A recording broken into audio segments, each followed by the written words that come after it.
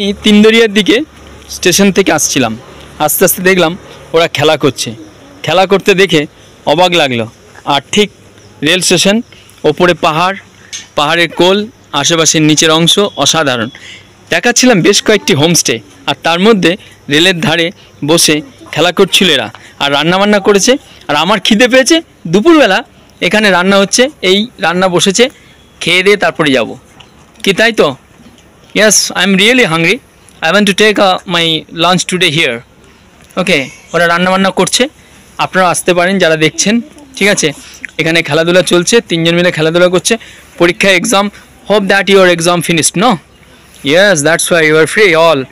এই হচ্ছে ব্যাপার, আপনাদের রান্না কিন্তু চলছে, আপনারা চলে আসতে পারেন। যারা ভিডিও দেখছেন তাদের রান্নাবান্না কিন্তু এখানেই হচ্ছে।